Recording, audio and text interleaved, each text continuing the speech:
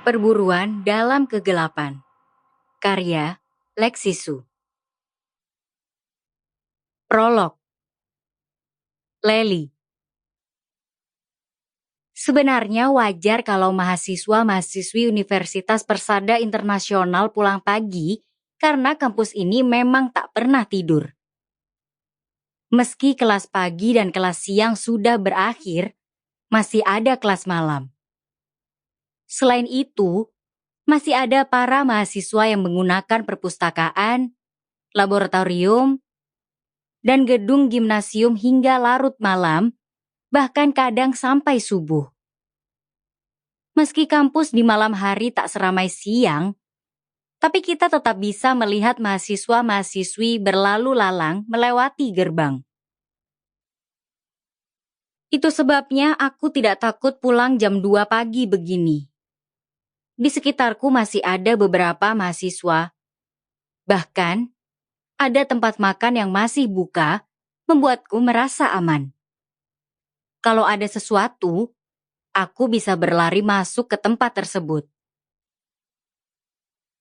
Namun semakin aku menjauhi kampus, jalanan semakin sepi. Sebenarnya kosku tak terlalu jauh, sekitar 5 menit kalau mengendarai motor dari kampus.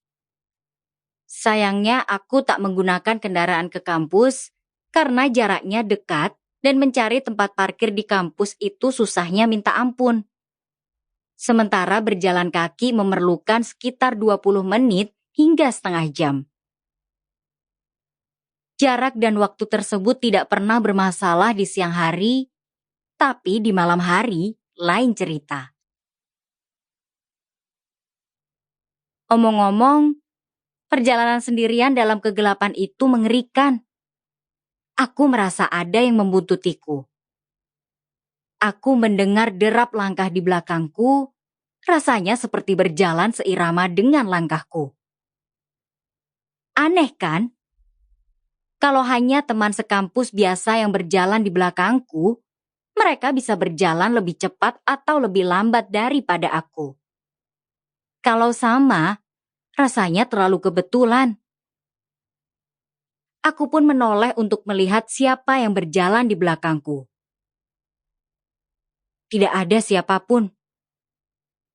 Apa semua ini hanya imajinasiku? Oh, benar. Pasti hanya imajinasiku. Aku terlalu capek, jadi gampang parno. Gara-gara mengerjakan tugas itu, aku harus pulang pagi begini. Dasar dosen terkutuk. Kenapa sih dia menyuruh kami mengerjakan tugas yang merepotkan? Dasar teman-teman kos terkutuk. Biasanya salah satu teman kosku mau membantuku untuk mengerjakan tugas-tugasku, tapi belakangan ini teman kosku yang lain ikut campur dan melarangnya membantuku. Akibatnya, aku terpaksa mendekam di perpustakaan sampai larut malam sendirian. Aku tahu aku salah karena mengerjakan semua itu di saat-saat terakhir. Namun, aku kan bukan mahasiswi biasa. Hidupku penuh dengan acara-acara sosial yang seru. Kapan lagi aku bisa menikmati hidup? Setelah lulus, aku akan berkecimpung di dunia kerja dan pastinya takkan sebebas sekarang. Jadi wajar aku memanfaatkan waktu yang tersisa untuk menikmati masa muda. Astaga, aku malah melantur. Sebaiknya aku buru-buru pulang. Aku pun membalikkan badan dan berjalan semakin cepat. Celakanya, lagi-lagi terdengar derap langkah di belakangku. Langkah dengan irama yang juga bertambah cepat, sama cepatnya dengan langkahku. Tanpa menghentikan langkah sedikit pun, aku langsung berbalik. Aku melihat pria bertopeng itu.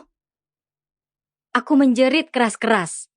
Begitu keras hingga tenggorokanku sakit dan berlari secepat mungkin, begitu cepat hingga rasanya kakiku nyaris lepas. Salah satu sandal lubutan hak tinggiku terlepas, tapi aku tidak berhenti berlari. Sample complete. Ready to continue?